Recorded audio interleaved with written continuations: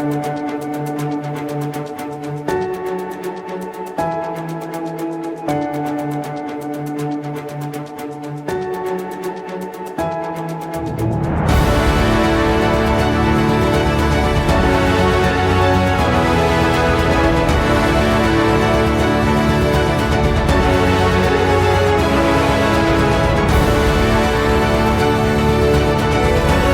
guys, and welcome to another episode of Sasquatch Odyssey. Thank you, as always, for taking time out of your busy schedule to be with us for the show tonight. I'm super excited about my guest coming up. It's another guest actually from North Carolina, my home state. Lee will be joining us here shortly. He is also from the Uwharrie National Forest area, and he's actually, if you heard the show last week, you heard Bobby on the show talking about his experiences up there in Uwharrie. So Lee's actually been out to Bobby and his wife's property and helped him investigate that property, and he's had some really, really interesting experiences up there. So I can't wait to get to him and see what Lee's got to say for us tonight. But as always, before that, I want to invite you. If you've had an experience or you had an encounter and you'd like to be on the show, please send me an email. You can get me at brian@sasquatchodyssey.net, as always. I answer emails almost immediately. Ask anybody who sent one. I try to stay on top of them as much as possible, but if it takes me a couple of days, please don't hold that against me. Just make sure you put your contact information in there so I can give you a call, okay? And I just want to take an opportunity again to say thanks, guys.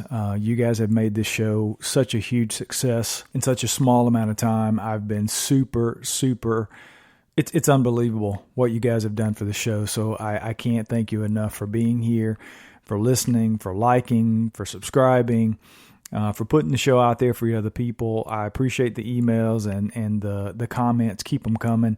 I just can't thank you enough. But enough of the sappy stuff, right? You guys didn't come here for that. You came here for Sasquatch encounter stories. So that's what we're going to give you. So without further ado, we're going to jump over to Lee, man. Take it away. Hey, how you doing? Awesome, man. I'm glad you joined us. I know you've had several encounters with Sasquatch, and so just go ahead and start with the first one and kind of walk us into where you were, what you were doing, and what happened out there, man. All right. The very first one I had was when I was about 10 years old. I was with my father. We lived in a place called Hillside Trailer Park, and one night, I can't remember exactly what night it was, my grandma, who lived with us at the time, it was around, I'd say probably between, 12:30 and 1:30 in the morning. She spoke up. She said, Robert, that was my dad's name. She said, Robert, she said, there's a man looking at me in the window. And my dad hollered out, he said, what do you mean there's somebody looking at you in the window? She said, there's a man literally looking at me through the window. And he said, how do you know that? And she said, because I'm looking at him right now. So my dad gets up, and, why he grabbed me to get up with him, I have no idea, but he did. So we walked out of the front of the trailer and went around to the corner of the trailer. Now, in that trailer park where we was at, there was only 4 trailers in there, and we were like the second one in the middle. And down behind the trailer, there's a small hill, a little barbed wire fence, and it goes into like an old cow pasture, which goes right off into the forest, the woodline. So we go out there, and there was like an old street light out there. It wasn't very bright. It gave off just enough light so you could see just a little bit of anything. So we go out around the trailer. I'm right behind my dad, and I remember him putting his hand out, and he's stopping me. And the first words out of his mouth was, he said, I don't know who you are. He said, but you better get out of here. And when I looked down beside the trailer, at the very end of the trailer, just before you go down the hill, I'll never forget it, there stood a large black silhouette. You could tell it had on no clothes. I mean, it was completely black at midnight. And if it hadn't been for the street light, we'd never even seen it. But the street light, like I said, give off enough just light so you could see the silhouette of it. And it was standing there, and it was, what I can remember of it back then, I remember having like it wasn't like a cone-shaped head like a football. It wasn't that bad. But it had a good-sized head on it that was kind of pointed, and it had broad shoulders, and it had long arms, and it wasn't real bulky looking. It was kind of slim. I remember that. And it just stood there, and my dad had an old .22 that he had in his hand, And he said, I'm going to tell you one more time. He said, you better get out of here. He said, I'm going to shoot you. I'm going to say what he said. He said, but I'm going to shoot you. And the thing basically just stood there. And my dad held the 22 up in the air. He fired it twice. And again, this thing never even flinched. It just stood there. Well, my dad told me, he said, back up. He said, we ain't doing this. So we started backing up real slow. And the thing it literally turned real slow, and it went down the hill. Okay. Well, we completely watched it until we couldn't see it no more. Well, we go back inside the trailer, we sit around. Well, the next day, we was all sitting around talking, and me and my dad went outside to where the window was at my grandma's. Okay. Now, this is an older trailer, so, and I'm 50 years old now, but this is an older trailer, so if anybody out there remembers, like the older trailers, the windows are kind of high, okay? So we went out there, and I remember my dad having like a 5-gallon bucket, and he put the bucket up there, and he literally had to stand on it to actually put his hands up to the glass where this thing was looking at through the window, okay? So from the bucket to the ground to where the head had to be at least 7.5 feet off the ground. That's how tall it had to be. So we go down to the bottom of the trailer and went down there to where the hill's at, and where the barbed wire fence was. We found, I think it was, if I remember correctly, we found 4 to 5 sets of tracks. I can't remember how big that was, but I just know they were good size. And you could see where, like, it had literally pushed the barbed wire fence down with its hand and literally stepped over it with 1 foot, 1 leg. That was my very first one. How far away, when you guys were looking at this thing down the hill, how far away was it? Well, let's see. The trailer was, I'd say, around 70 feet. Wow, that's really close. Around 70 feet. Oh, that's not the closest. I've been so close that I could literally touch one with my hand. So obviously you were 70 feet away and it was kind of dark outside. Were you able to make out anything other than it was just really big and dark? Were you able to make out any features or anything? No, not at that time, no. Because like I said, I mean, if the street light hadn't been there, I mean, literally we'd never seen it. And the street light was kind of in a corner angle from where the trailer was. So it would just hit it with the lights and the street light. It would literally hit like the corner trailer, and you could see just a little bit of a glimpse through the backyard, almost the end of the trailer, and that's all you could see. And this thing was standing from where we could see it. It was standing maybe like, I'm going to say maybe 5 feet to the side of the trailer, but not at the very back end of it. I'd say he was maybe like, I don't know, maybe 6 feet from the back end of it. But if he had been standing any closer to the trailer or just a little ways back, we'd have never even seen him from the street light. We'd never even seen it at all. But no, it was completely black, but you could see his silhouette like it was nothing. I mean, it looked like somebody took a black marker, that's the only way I can describe it, and drew like a silhouette of a big man just standing there and colored it in. That's exactly what it looked like. Wow. Were you ever able to go back and ask your grandmother? She saw this thing looking in the window. Did she ever talk about what it looked like, or was it just kind of like... Well, yeah, we talked about that. Now, like I said, I was 10 years old, and I'm 50 now, so I just turned 50, so I had to remember back a little ways. The main thing that I remember her saying was that she was laying in bed, right, and she said that she woke up to the sound of something like breathing. She could hear something breathing heavy. And she said, when she first heard it, she thought maybe she was, her, from what I can remember, like her own words were, maybe she thought she was snoring, and how, you'll do that little, you'll snort and wake yourself up. Right. She said that she kind of thought that that's what she had done. But she said that when she woke up, she said that she could still hear it. And she said that it was just like a real heavy breath.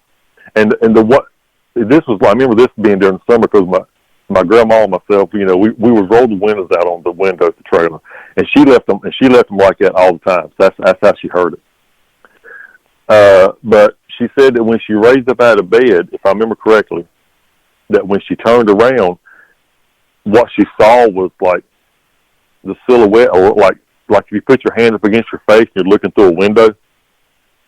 That's basically what she said she saw. And she said that she could see like the eyes, not the eyes itself, but she could see what looked like eye sockets. Yeah. Wow, that's crazy, man. So what was your next experience? I know you've had multiple encounters with these things. What was the next experience that you had?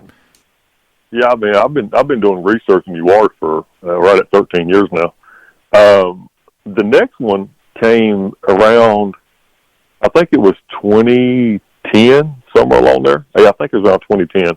It was me and my son, Joseph, and a guy named Ken and a guy named David. And we were standing in a campsite, and we was in number 14. And we were literally the only ones in there.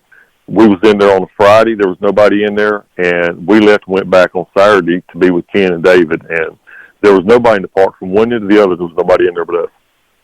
So we're standing in number 14, and we got a fire built. And Ken, at that time, now I use flare thermal. That's what I use now. At that time, I just had night vision. So Ken was standing there. He asked me, he said, Lee, where's your night vision at? And I said, it's in my car. And he said, well, go get it. He said, because I got some batteries for you, because I told him my batteries were dead in the night vision. So I went to walk through my truck, okay? Now, my truck was parked in number 10. Like I said, we're in number 14. So I get about almost to my truck. And for some reason, it was just like I just came to a dead stop. And then it's pitch black out there, you know? I mean, you can't see a hand in front of your face.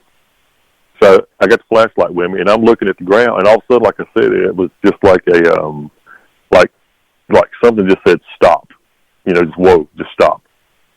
And so I stopped, and I was like, wait a minute, why am I getting this? I was getting this overwhelming feeling like something was there, and I just had to stop. So I started looking around with the flashlight, and I'm thinking, well, I don't see anything. And my first thought was there was either a bear or a cougar that had come into the campsite, because, I mean, it was literally one of them, just stop what you're doing, just stop right now. So I stood there for about 2 or 3 minutes, and I finally walked over to my truck, opened the door, got my night vision out, and I come walking back up there. And Ken, he asked me, he said, what happened? He said, we noticed that you stopped about midway. And I said, dude, I'm going to tell you right now. I said, there's something down there. He said, what do you mean? I said, I don't know where it's at. I said, but there's something down there close to my truck or by us. I said, because I just had that stop or, you know, just no. I'm talking about there's something down there. So he looks to his night vision. I'm putting the batteries in mine. And I'd say maybe 30 or 40 minutes had gone by. And it was around, I'm going to say 10, 15. And again, like I said, this was during the winter. We had a fire built. Nobody down there but us. And about that time, Ken's standing there looking around. And he sits down on the little picnic bench that's out there. And he looks down, and I ain't going to say what he said, but he spoke up, and he said, Lee. I said, what? He said, dude, he said, get your night vision and look right above my shoulder. I said, all right. So I started looking through the night vision. Now, one thing about the night vision, mine was show kind of a greenish gray looking. So that's, you know, if not, you know how night vision works. So I started looking, and I didn't see anything. For about 5 or 10 minutes, I didn't see nothing. And I said, I don't see anything, Ken. He said, you're not seeing this. And I said, no. He said, well, just keep looking. So I would switch from eye to eye. You know, if most people out there, if you use a flare of night vision, you know, you go from one eye to the next because you're literally blind in one eye after you do. So I stood there, I don't know, I'd say maybe 8 or 11, between 8 and 11 minutes at least. And I was standing there looking. All of a sudden, I remember him reaching over, hitting me on the leg. He said, Lee, he said, look right now. Look right down at that big tree close to your truck. So I raised the night vision up, and I was sitting there looking. And what I saw was on the left-hand side of the tree, I saw what looked like a big head, like a silhouette of a head, lean out, okay? And I saw a big eyeball. I kid you not. It looked like it's about the size of a 50-cent piece. That's how big it looked. And I was like, oh, my God, what is that? And Ken said, dude, he said, that's what I was looking at a while ago. He said, except it was on the right-hand side of the tree. I said, okay. So we stood there for, I will say, maybe a good 15 minutes watching this thing, and it would go from one side of the tree to the other, and it would lean out just a little bit further so you could see the eyeball, okay? Then it would stop, and it'd go to the other side, okay? Well, after about 15 to 18 minutes of watching this, all of a sudden, literally, this is what we saw. This is the first time that I had ever seen one till, you know, when I was 10 years old. This is the first time I ever actually seen one good enough that I could get a good little detail of it. This thing literally, it stepped out from the right hand side of the tree, okay? And when it stepped out, it was like turned sideways. It turned and it walked off, went to the, listen, I'm trying to think of the way I'm looking at it. Okay, it went to the right, came out from the right-hand side, and when it came out, it cut back, like turning, not completely turned like around, but it turned just a little bit and walked straight across that little gravel thing and went right off into the wood line. And I saw this thing clear as a bell. Okay, what I saw, well, it was a female. We know for a fact it was a female because, you know, I hate to say it, but we could tell it had breasts. I'll put it like that. It was completely covered in fur. We went down there the next morning, and done a reenactment with David to see how the height of it. And David, I think David's like 6'1", and this thing had to be at least 6'5", every bit of it.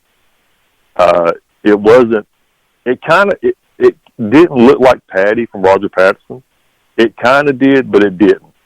Okay, it had breasts, kind of like Patty did in Roger Patterson, but the hair on it was kind of like longer and shaggy looking. It wasn't kind of like, you know, not the short hair like Patty was. So that was the second time I had my my encounter with this creature. That I actually saw it. Yeah, that was that one, and that was back in 2010. Wow, that's crazy. So about how far away was this when you guys were taking a look at it? How far away was it from you? Let's see, from number 14 to number 10's at and across. Let's see. A trailer's 80 feet, so I'd say, two trailers, 160. I'd say probably close to 200 feet. So relatively close. Yeah. That's pretty close. Yeah, relatively close. Yeah, and if she hadn't ever stepped out, we'd never even seen her that good. But literally, when this creature stepped out, I mean, I kid you not, man. I had 3 other people saw it. My son saw it. David saw it. We all witnessed it.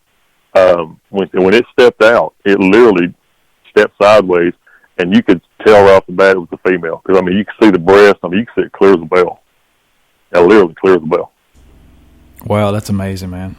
So what's been your other experiences out there? Have they all taken place in Uwharrie? Oh, yes, sir. Yeah, every one of them I've had has been in Uwharrie.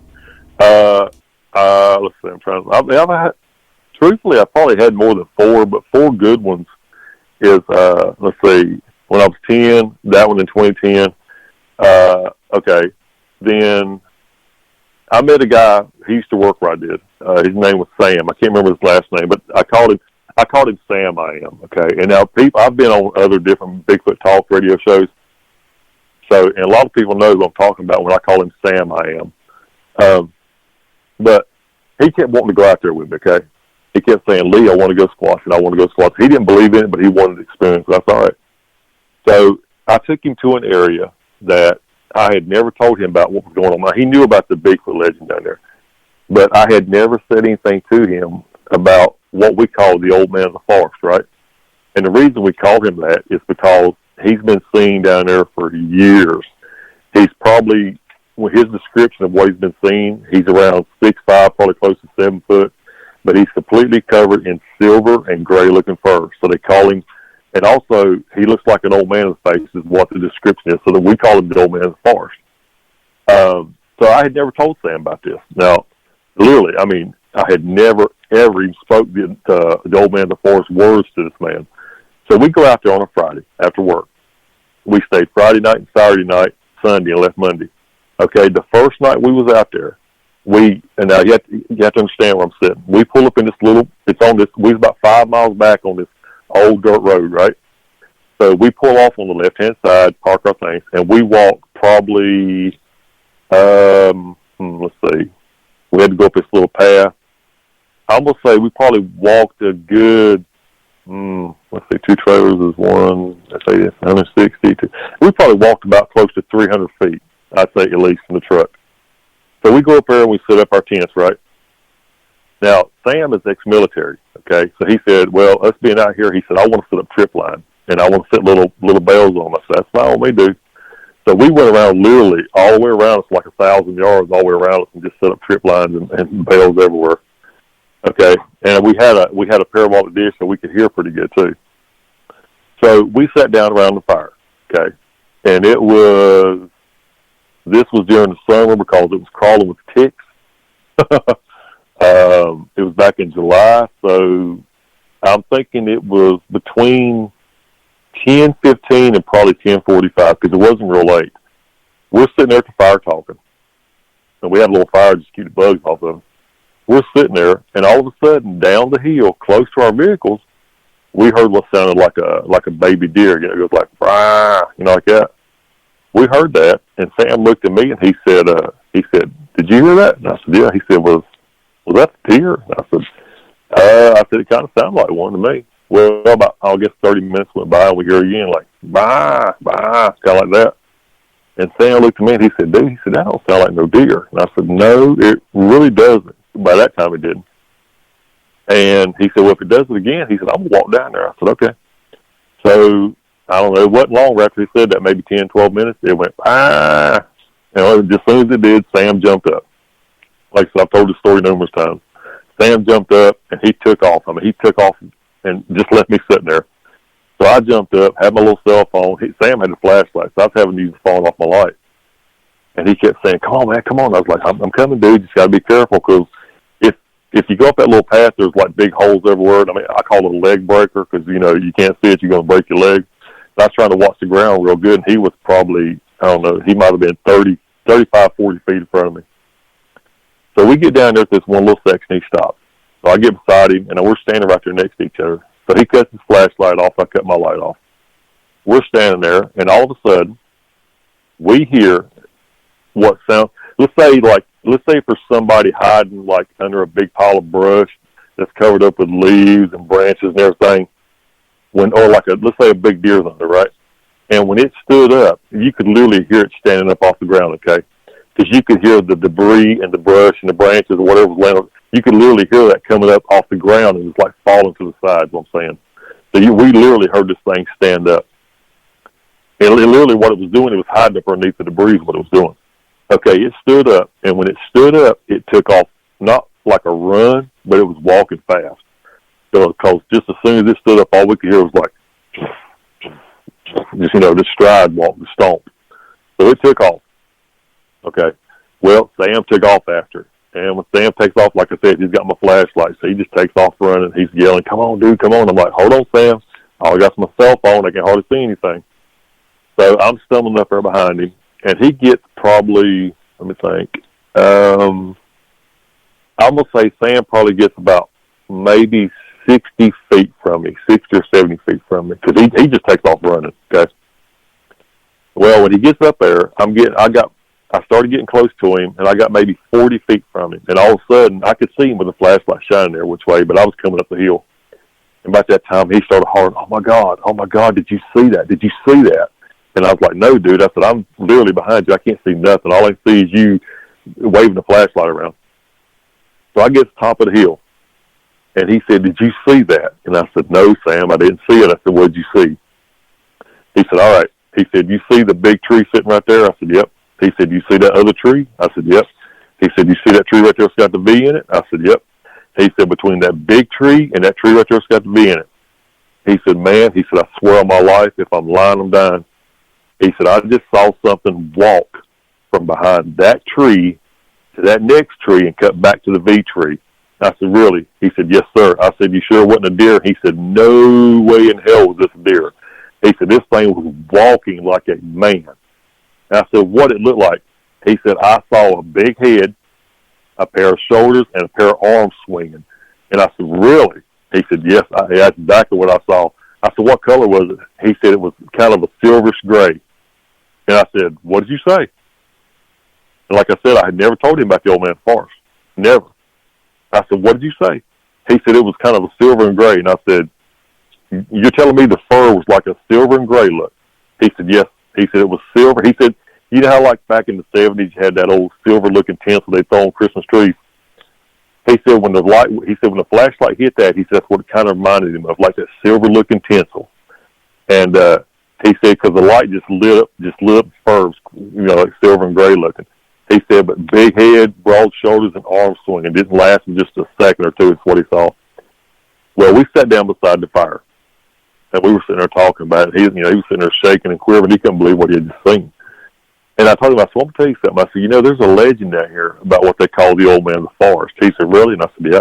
And I said, the thing about it is, Sam, I said, the creature is seen to be gray and silver.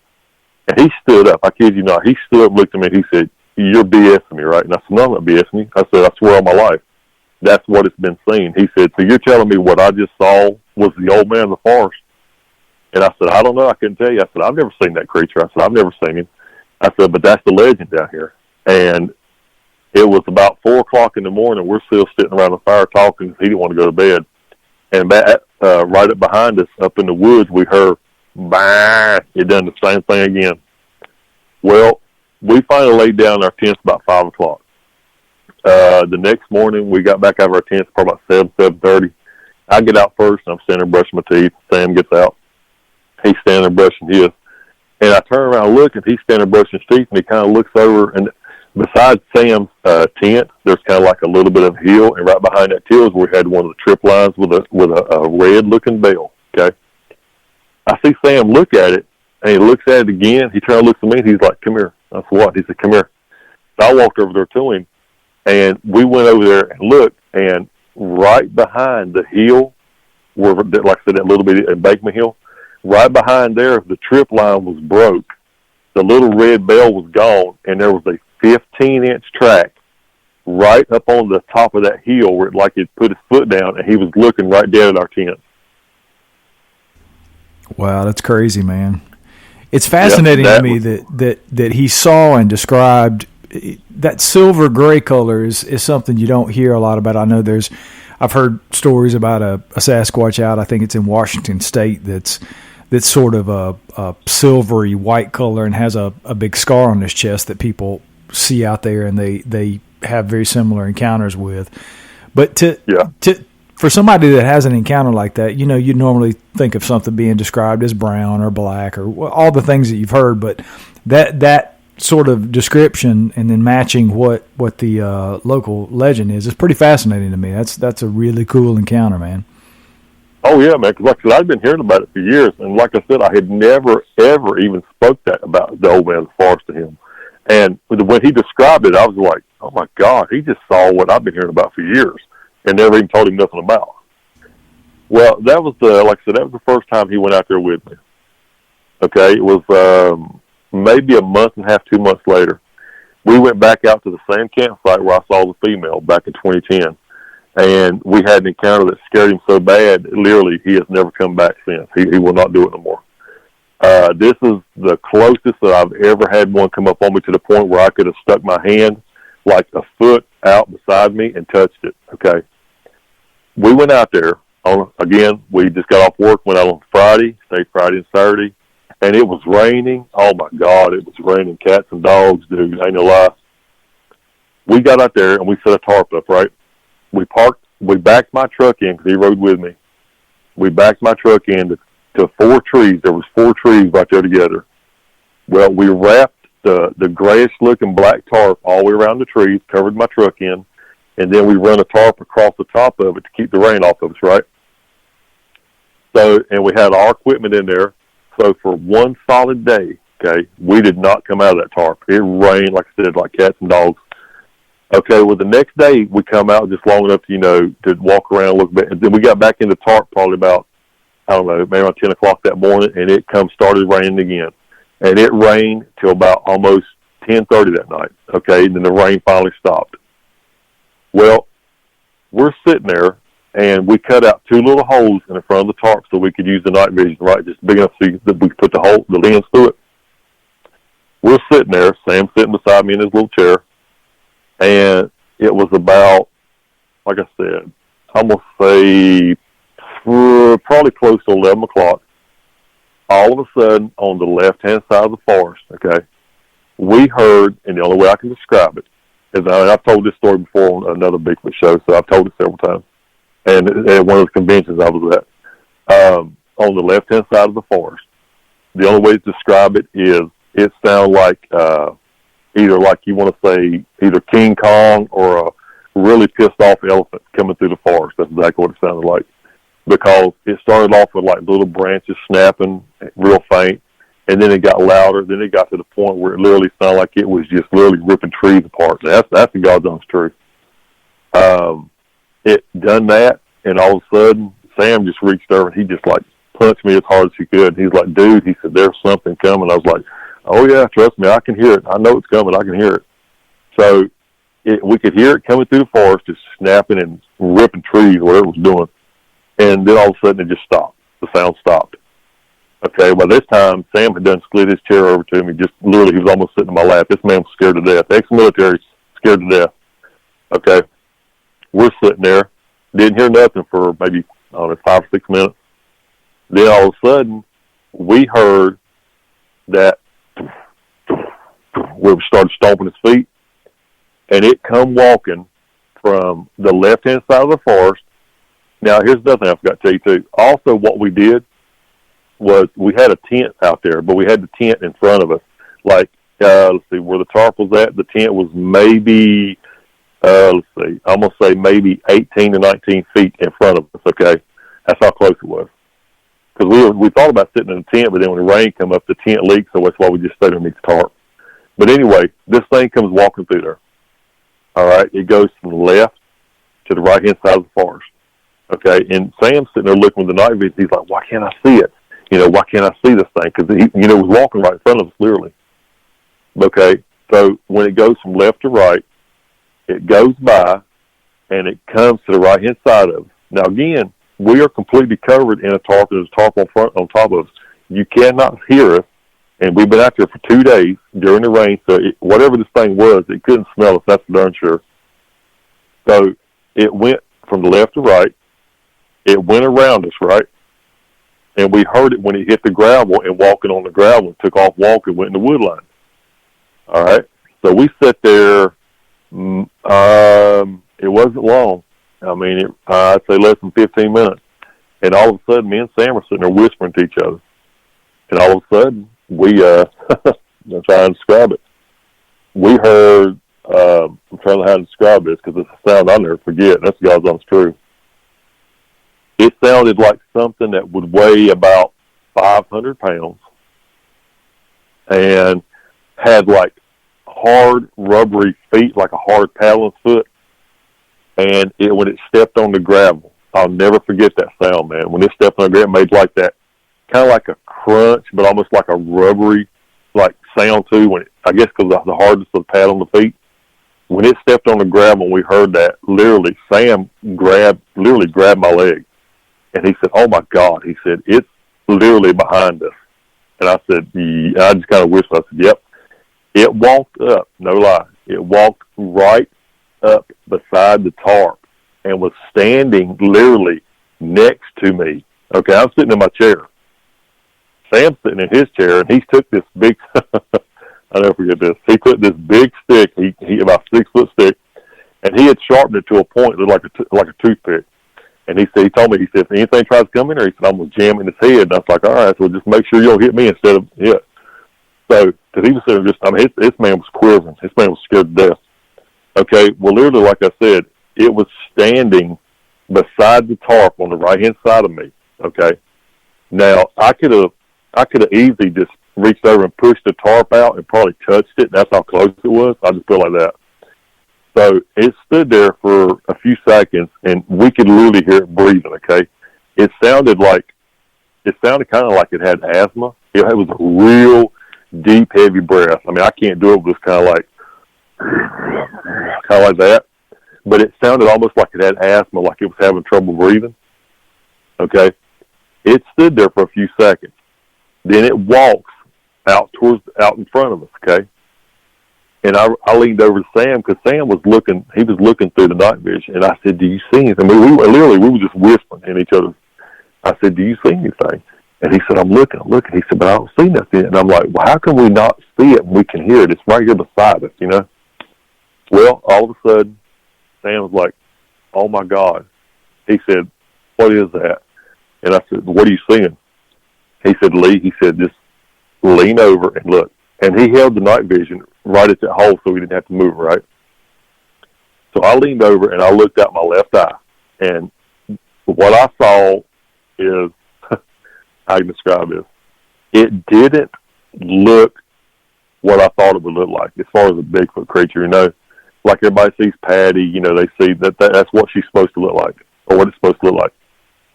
This thing was at least 7'5", every bit of it, okay?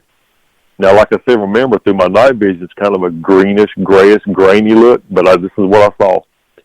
And this thing was no further from at least 18 feet in front of me because it was standing right beside the tent. It was about 7'5". It had long, shaggy-looking matted hair. I'll never forget that.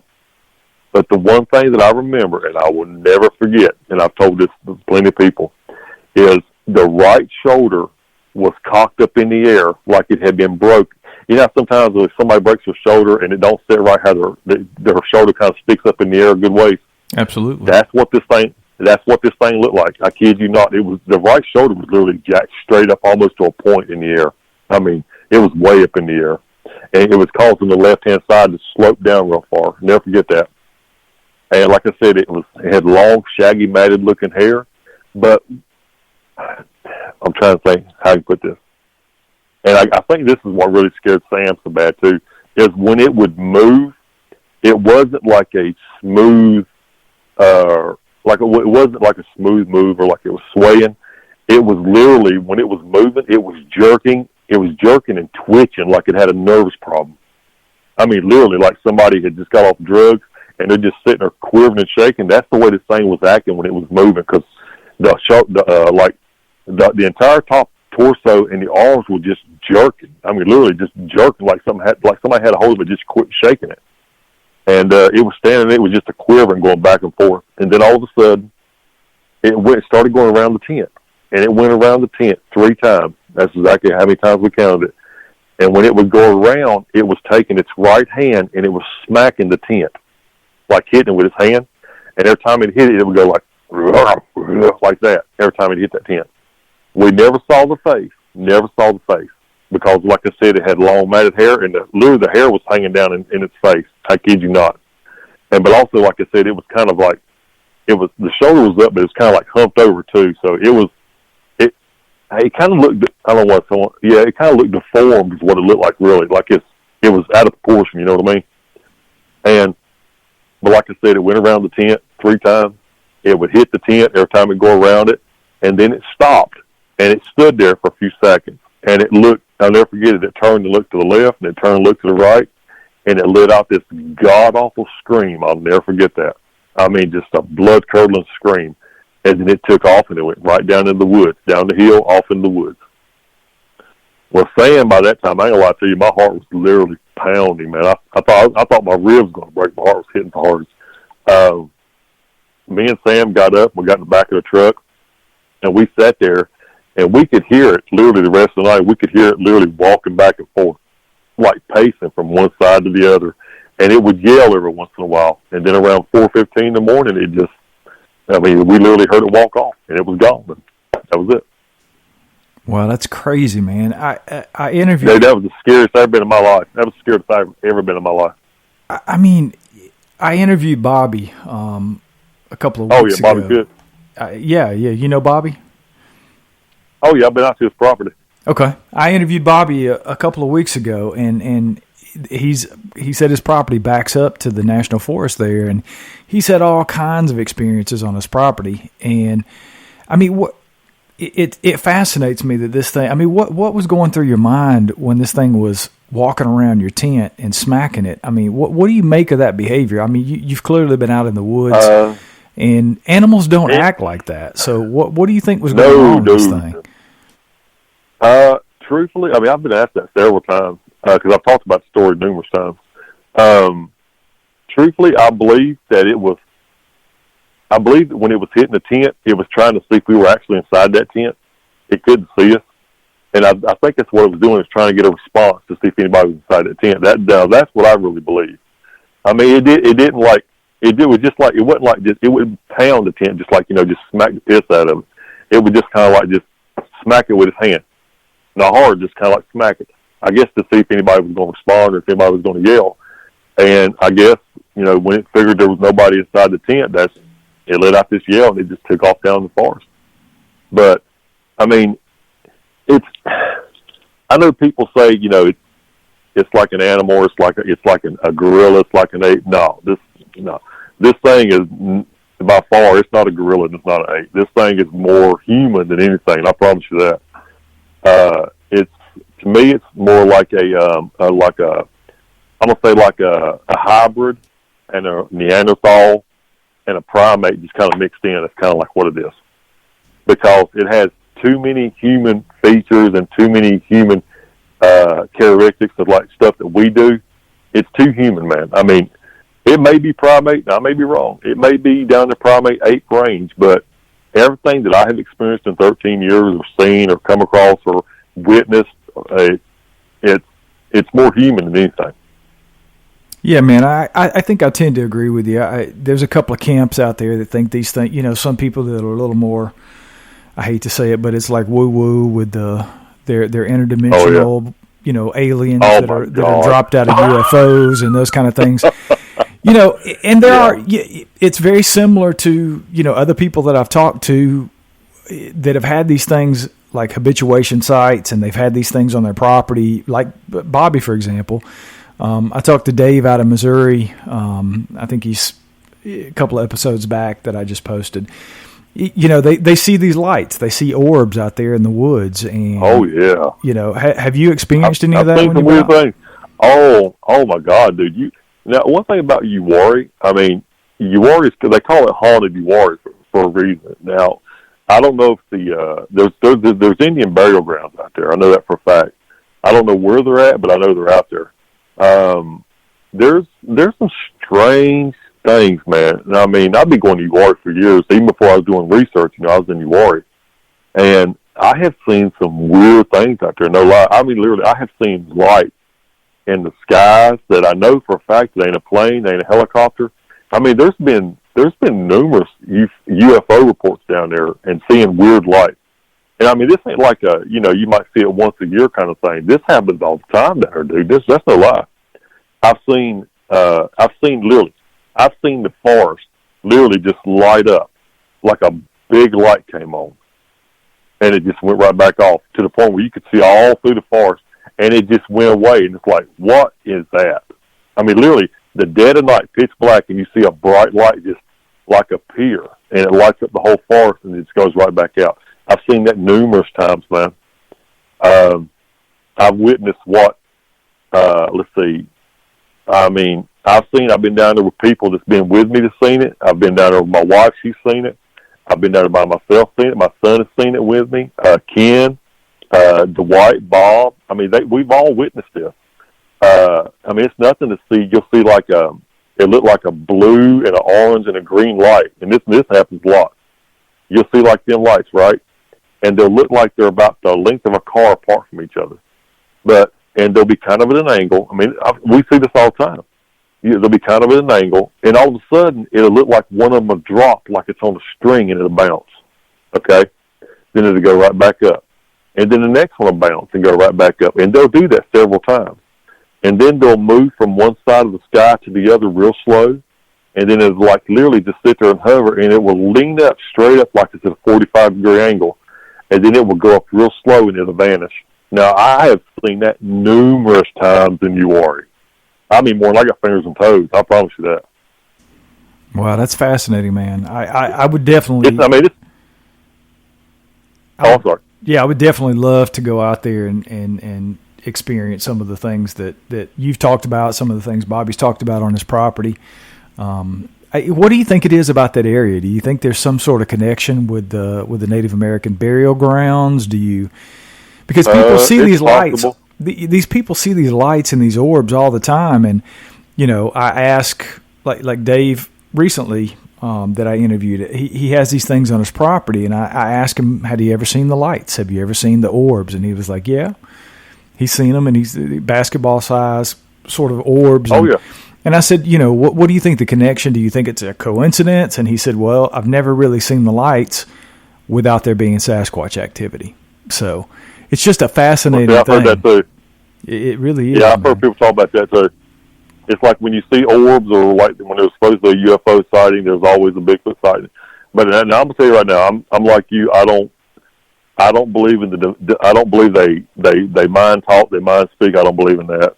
I don't believe that they're from aliens. Aliens dropped them off. I don't believe that. I don't believe they go invisible. They cloak. I don't believe they just vanish. I don't believe they step through time portals. To me, and I don't mean this rude when I say this, but that's just people who are just either smoking the wrong kind of stuff or they're just looking for attention. That's all. To me, that's all it is. This is a flesh and blood creature. It bleeds just like me and you do. They have children, just like a woman does. Now, I can tell you right now, Bobby Cook, I've been on his property before. It was last year, and I've heard the audio, and I was actually out there one time when it happened. He had audio. This thing was literally, it sounded like a female screaming, giving birth. That's no lie. And what was weird about it is, like, sometimes, like when a woman's in labor, how they'll yell, and then a few seconds, or then a few minutes later, they'll yell again because they're in contractions. Right. That's what this thing was literally doing, dude. And it's no lie. It literally sounded like a woman screaming like she was having birth, and it would die down. A few minutes later, it would scream again. But every time she would scream, it was like a painful scream. It would die down. It would happen again, die down. And this went on for a good while. And then all of a sudden, it just stopped. Literally, it just stopped. Now, like I said, I've been out there on Bobby Cook's property, and I spent several months out there helping him research. And he's found footprints. He's casted them. I have actually witnessed a few things out there with him, as actually far as seeing the creature at a distance. I've heard the yells. I've heard screams. We found stuff. Bobby's got them on his property. He's not lying. He does have them on his property. Yeah, he sent me several pictures of some of the casts that he has, some of the footprints he's found, and just recently he sent me the picture of the one that was peeking around a tree that he caught on his trail cam.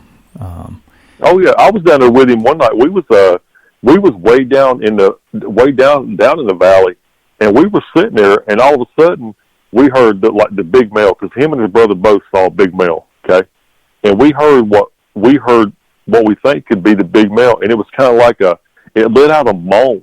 Now, the thing about this is, when you get out there, there's nobody out there. It's just, this is nothing but forest. There's nobody out there, and it let out a big moan, kind of like a kind of like that, but real deep and real moaning sound. We heard that, and then we heard what sounded like something like it was smacking its teeth together, like kind of like that. And dude, that was crazy sounding. I have never in my life heard that. But yeah, he's definitely got the creature out there, and I mean, I can vouch for him because, like I said, I spent about 8 months out there with him doing research, and he is straight up. He really is legit. He does have. And the thing about it is like, when he says this creature's in his backyard, that's no lie. This creature is literally in his backyard. Yeah, that was one of the things we were talking about. He was like, my wife and I just have gotten kind of used to them. And I said, yeah, as used to you can be as having an 8-foot ape running around in your backyard. And he just kind of laughed, but it's exactly what he described. His backyard literally backs up to this national forest. And I mean, it is. They seem to be really, really concentrated. I've heard hundreds of stories that have come out of that particular area. So they really seem to be concentrated there, and there's a lot of people that are seeing them, Yeah, what I was saying was, I'd been going to Uwharrie for a while, and I had never really heard about Bigfoot, and then one day I was in there, and I just happened to overhear somebody mention the name Bigfoot, and I was thinking, why? Why are we down here in Uwharrie? Why am I hearing, that word? And come to find out that there had been a sighting. Well, I talked to someone who was down at the store, and they said, you don't know about the place, the legend that goes on down here, the history? And I said, no, it's been coming down for years. And they said, well, the thing about Uwharrie is that if you don't really know nobody down there, they're not going to talk to you about Bigfoot because they know about it. But people get made fun of, they get ridiculed, they get laughed at, so people just don't talk about it. But when they actually get to know you, they will literally open up, and you'll find some really cool stuff that you'd never known about. Well, what happened was I heard about that, and then I started investigating, started looking into it. And, I mean, like, one of the first sightings that was in Uwharrie was, like, back in the 30s and 40s. So this creature's been down there for a long, long time.